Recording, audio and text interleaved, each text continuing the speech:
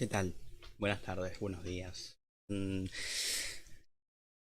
Vamos a estar reaccionando a la caída de Willy Re. Nah, mentira. El video me lo recomendó el manito de mí. El único que me dio una para ver. Ya lo vio el culiado. Me dijo que si lo reaccionaba, lo miraba de vuelta. No le creo, pero bueno. Vamos a ver qué onda. Esta es Marzo del la año parte 2000. 1. Bill Gates era el hombre más Vamos a ver si vemos la parte 2 algún día.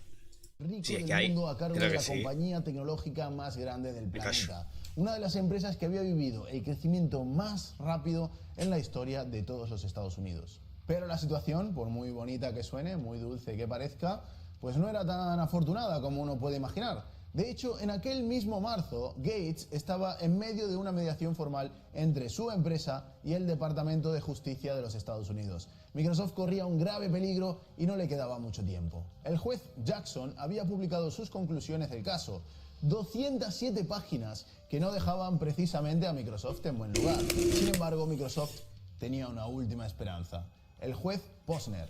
Resulta que Jackson había pedido a otro juez, un segundo juez, que actuara como mediador entre las dos partes para poder llegar a un acuerdo entre la empresa y el gobierno de los Estados Unidos sin arrancarse los pelos entre ellos, porque Jackson ya no podía más de todo el rollo, así que le pidió a Posner que se ponga en medio para intentar Y entrega mediar la cola. situación. Durante meses y meses, Posner se había reestudiado todo el caso de pies a cabeza. Cada semana se reunía con los abogados del Departamento de Justicia, con los abogados de Microsoft. Con Bill Gates también había hablado por teléfono, había hablado en persona, había revisado cada versión, cada prueba, había revisado todo lo que se había hecho en los últimos 5 años, con el objetivo de escribir pues un acuerdo que el gobierno de Estados Unidos y Microsoft estuvieran de acuerdo y cerrar de una vez por todas este litigio. Ahora, Microsoft, casi saboteando el trabajo de Posner, pues ponía pegas a todas y cada una de las versiones del acuerdo. Semana tras semana se iban presentando borradores, pero ninguna de las partes parecía que iba a ceder. Hasta que finalmente llegó la versión 18, la oferta final del Departamento de Justicia. Ya no estaban dispuestos a seguir negociando. Bill Gates leyó la propuesta del gobierno, sabía ya que era su última oportunidad de salir de todo esto, pero las condiciones no le parecían buenas, así que lo rechazó, cometiendo uno de los errores más grandes que ha cometido según todo Silicon Valley y el gobierno de los Estados Unidos. Así fue como finalmente el juez Jackson declaró que había fracasado intentando llegar a un acuerdo entre el Departamento de Justicia y Microsoft, y como resultado final, pues el gobierno de los Estados Unidos y el Departamento de Justicia piden a Microsoft que se rompa en dos empresas distintas, haciéndole perder 200.000 millones de dólares en bolsa de un día para otro. Bienvenidos a una de las historias más largas, complejas, escalofriantes e impactantes de la historia de la informática, el caso antimonopolio de Microsoft. Pero antes de continuar, un mensaje de nuestro sponsor. La concha de tu madre. Y ahora, sigamos con el vídeo de hoy. Hay que meter sponsor, Gil. Microsoft siempre estuvo algunos años más, otros años menos, bajo lupa del gobierno de los Estados Unidos. Y el motivo principal es la ley Sherman Antitrust. La ley Sherman aparece en una época en la que los empresarios del mundo del petróleo se dieron cuenta de que si todos se ponen de acuerdo y todos unen las acciones de sus empresas petroleras, para crear así una única empresa padre que tiene todas las empresas que cuelgan de ella, pues esa empresa podía simplemente dominar el mercado. En 1882, 9 personas muy poderosas cedieron la propiedad de sus empresas a un único fondo del cual serían todos socios. Esas 9 personas controlaban 40 distintas empresas del sector petrolero, entre las que habían refinerías, distribuidoras, petroleras, comercializadoras, empresas de marketing, vamos, todo tipo de empresas que trabajaban en el sector del petróleo. Como todas esas acciones de las empresas ahora hacían parte de una sola organización, pues todo era de los mismos dueños, ¿no? Y por eso pues ya no tenían que competir entre ellas. Al contrario, se ponían de acuerdo para subir los precios y ganar más dinero a costa de los consumidores. No solo eso, sino que como controlaban gran parte de la cadena de producción, distribución, venta y todo eso, pues podían sabotear a todas las empresas que fueran externas a este grupo, ¿no? Por ejemplo, el distribuidor más grande de petróleo podía retrasar los pedidos de la marca de la competencia que no hiciera parte de este grupo y dar ventaja a la marca de petróleo que hace parte del grupo, y así asegurarse que todas las empresas que forman el grupo son las más exitosas del mercado, dejando atrás a las otras e incluso llevándolas a la quiebra. Este tipo de asociaciones se conoce como trust. A finales de 1800, con la creación de la Standard Oil Trust, que es la que acabamos de mencionar del petróleo, es cuando el gobierno de los Estados Unidos dice, oye, igual deberíamos intervenir aquí, ¿no? Esto no debería de ser del todo legal. Así es como se crea la ley Sherman Antitrust, que tiene 8 secciones con lenguaje muy técnico y, bueno, para no hacerlo demasiado largo, lo que hace básicamente es prohibir cualquier tipo de conspiración o práctica de competencia desleal en el mercado, en la cual varias partes se ponen de acuerdo para dominar el mercado y echar a la competencia. ¿Os habéis fijado que Windows es prácticamente el único sistema operativo para PC? Es verdad que existe Linux, pero está claro que cuando hablamos de ordenadores personales, pues Microsoft tiene un dominio casi absoluto del mercado. Y esto es algo que lleva pasando prácticamente desde hace 40 años. ¿Cómo puede ser que todo gire alrededor de Windows? Pues déjame decirte que no es porque sean los mejores haciendo software, ni porque a nadie se le haya ocurrido competir con ellos. Es porque ellos han trabajado muy duro para, a lo largo de los años, convertirse en el único sistema del mercado y ser líderes en tantos sectores como les fuese posible, usando una estrategia de dominio de mercado que les ha llevado incluso a tener varios problemas legales, ¿no? Como el que vamos a ver hoy. Madre mía, Los problemas compañero. serios empezaron en primavera de 1996 por mano de dos abogados especializados en antimonopolio, Susan Creighton y Gary Riva. Vinitos, nada, Y ahora en adelante les llamaremos Susan y Gary. Estos dos abogados fueron contratados por Netscape para contarle al mundo, ya como un intento desesperado, todas las formas en las cuales Microsoft había intentado cargarse su empresa. Susan era la más modesta de los dos. Tenía grandes dotes literarias, era una persona reflexiva y solo hablaba cuando tenía algo importante que decir. Gary, por otro lado, pues era una persona bastante retorcida, impulsiva y obsesiva, que muchas veces pues perdía credibilidad incluso por la agresividad de sus acusaciones y tenía una cierta falta de capacidad de poder explicar y argumentar sus motivos, ¿no? De hecho, se le conocía como el tío al que le pagaban por quejarse de Bill Gates. Gary había vivido cómo Microsoft había llevado decenas de empresas a la bancarrota y se sentía como un justiciero que tenía que cazar a esa ballena. Ok, Netscape contrata a estos dos abogados y durante los próximos 3 meses, Susan, con la ayuda de Gary y su marido también, que era profesor y hacía gráficos y tablas, escribe un tratado técnico sobre cómo los últimos 20 años Microsoft había usado tácticas de competencia. Pausa. Ahora vengo.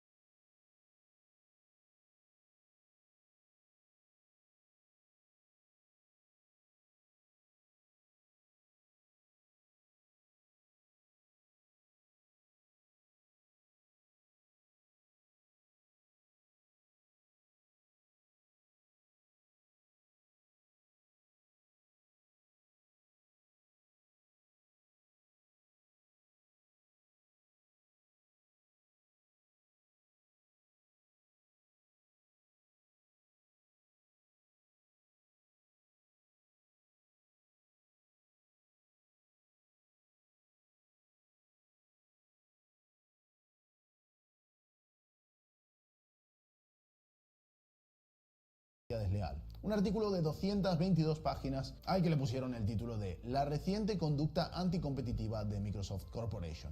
Microsoft se consideraba a sí misma como una empresa que tenía la milanesa en el horno, boludo. Vanguardista, que con su creatividad Se me quemaron un poquito.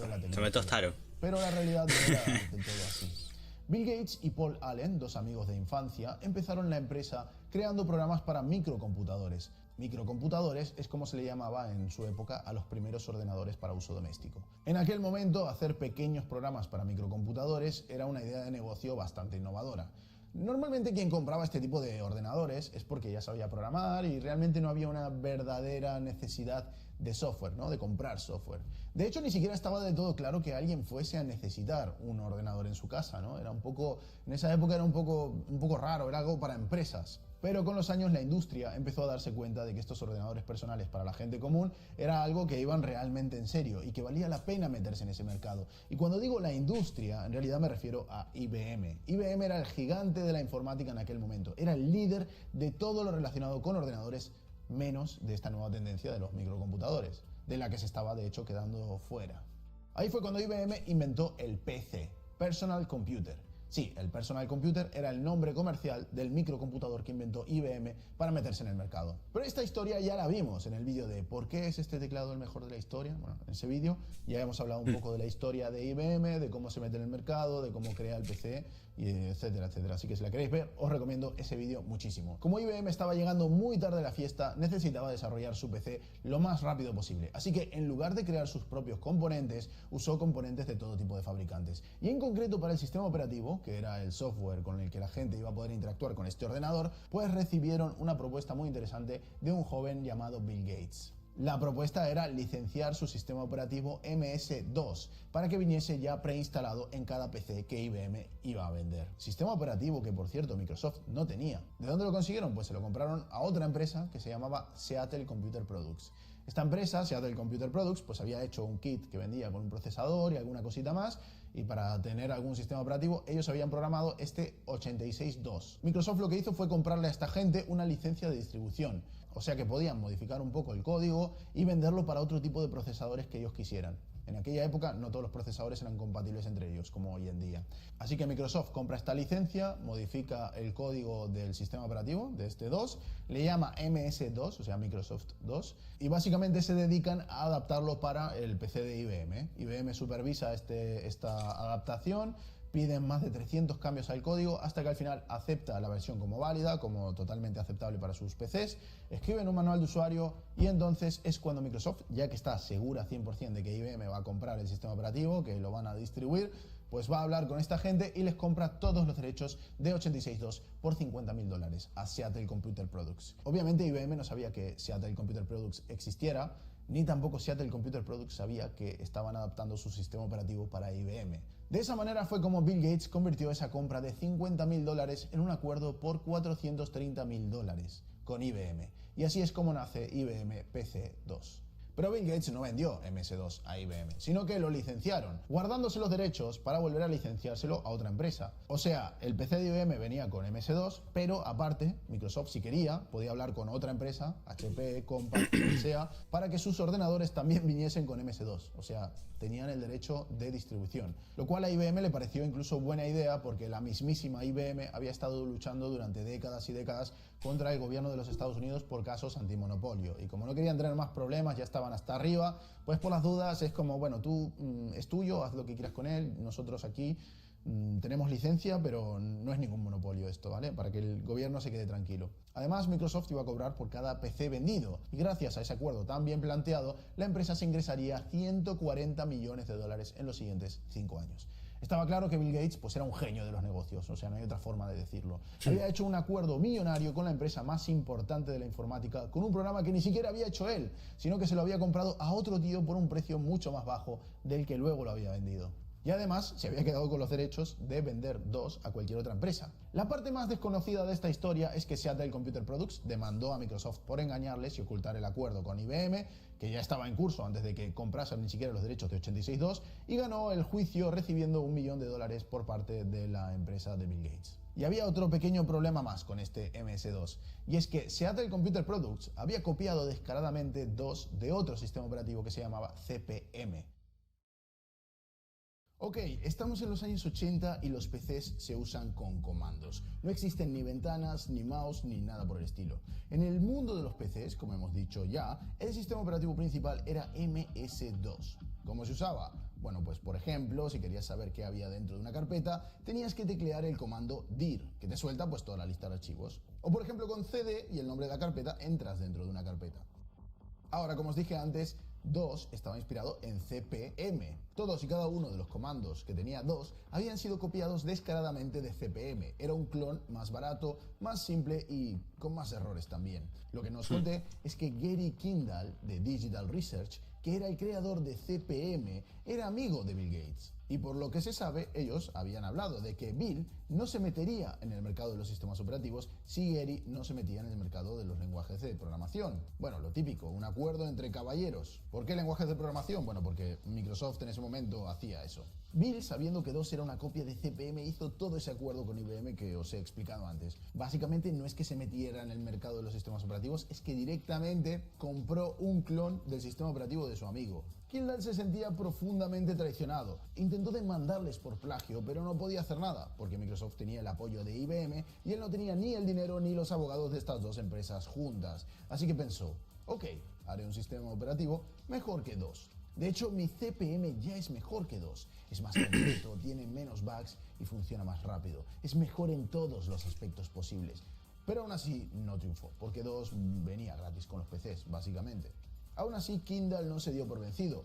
Quería devolvérsela al señor Gates como fuese, así que creó DR2, un clon exactamente igual que MS2, y lo sacó a la venta en 1988 con una cosa que MS2 no podía hacer en aquel momento: soporte para discos duros grandes y un manejo de RAM súper eficiente. Esto es algo que de hecho hacía mucha falta en la época, porque con MS2 solo podías utilizar un disco duro de hasta 32 megabytes, que para el momento no estaba mal. Pero oye, ya empezaban a haber discos duros más grandes y para bastantes personas empezaba a ser un problema. En 1990 DR2 5.0 sale a la venta, con mejor manejo de memoria, nuevos comandos, más eficiencia y en general muy superior a lo que Microsoft tenía que ofrecer en aquel momento. No hacían realmente marketing, pero sí que las revistas especializadas, dependientes de las tiendas y en general la gente metida en el sector lo empezaba a recomendar, básicamente porque lo consideraban mejor. Y poco a poco se empezó a convertir en un éxito, a base de básicamente hacer un sistema operativo superior al que estaba haciendo Microsoft. Parecía que la estrategia de Kindle para vengarse de Gates, después de tanto tiempo, empezaba a tener sus frutos. Como a DR2 le iba tan bien, apareció Novell, una empresa de software empresarial de redes que quería cargarse a Microsoft, como todos en aquella época, y DR2 le parecía un buen comienzo.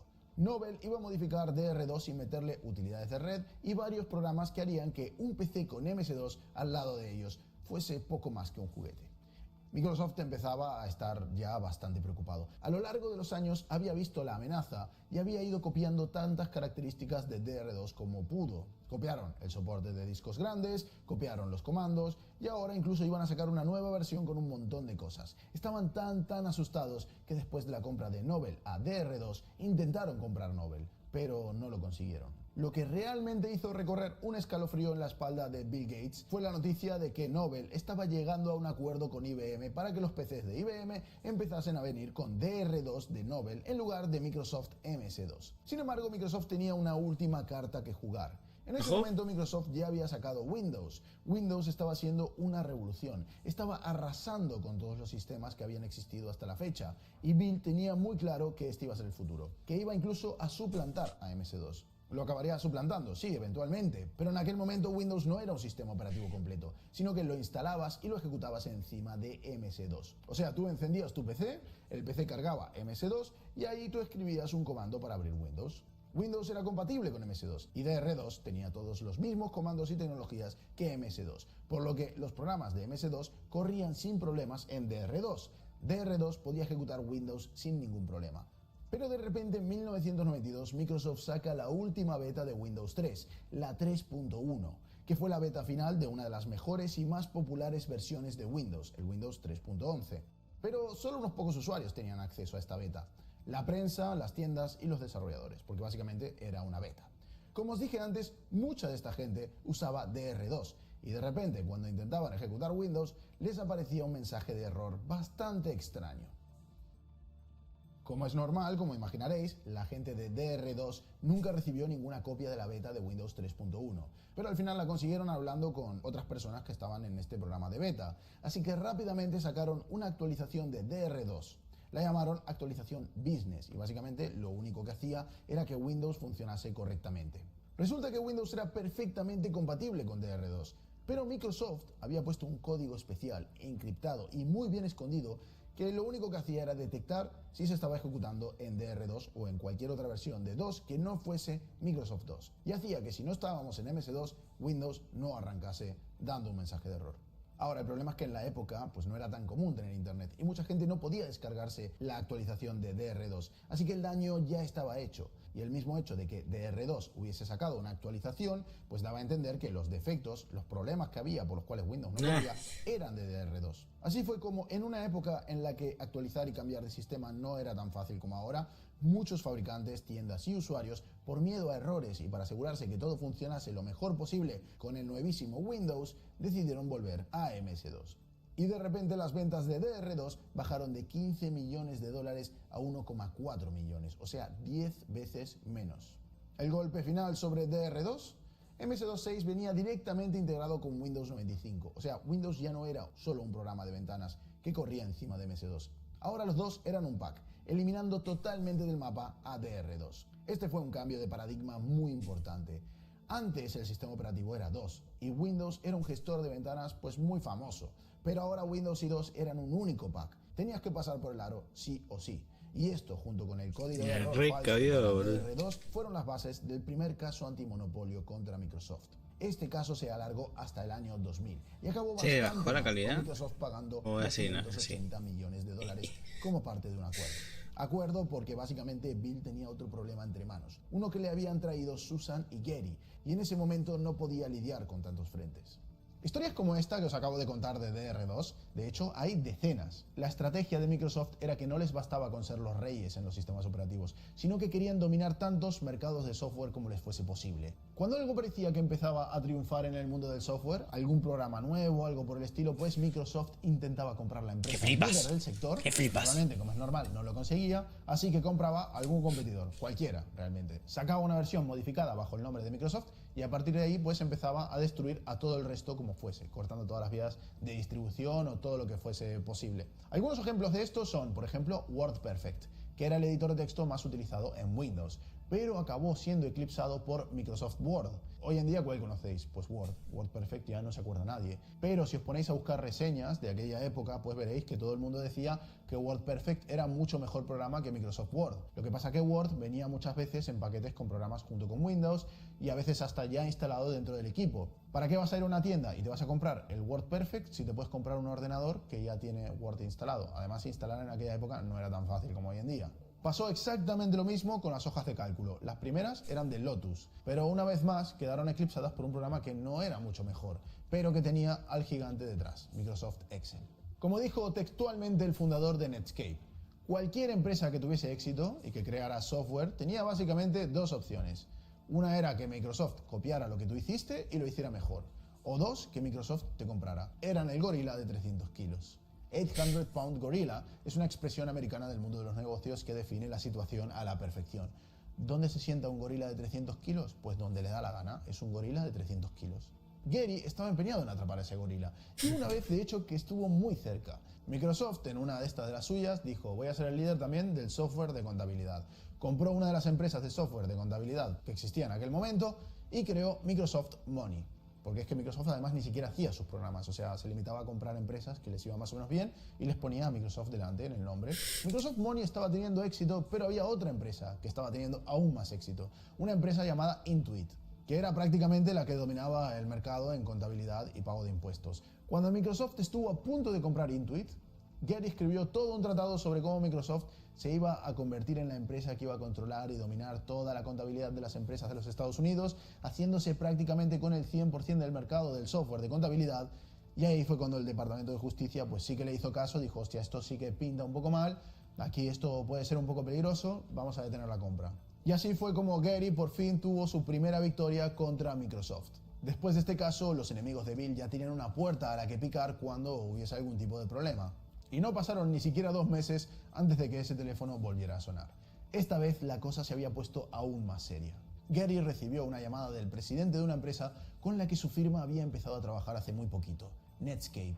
Resulta que ese mismo día un equipo de ejecutivos de Microsoft había visitado las oficinas de Netscape, se había reunido con ellos y les había ofrecido una relación muy especial. Les habían propuesto que si Netscape a partir de ese día abandonaban su mercado principal, no competían con Microsoft en ninguna otra área, aceptaban que Microsoft invirtiera en Netscape y además que alguien de Microsoft hiciera parte de su junta directiva, todo les iría de maravilla. Si no, pues que ya se podían ir preparando para su extinción.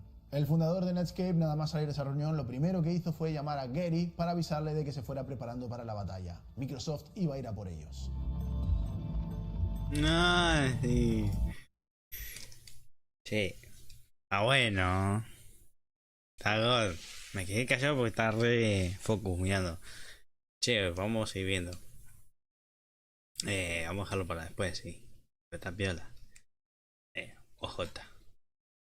Gracias a Aremi, boludo. Vamos a poner acá, pero con este te das cuenta. Allá.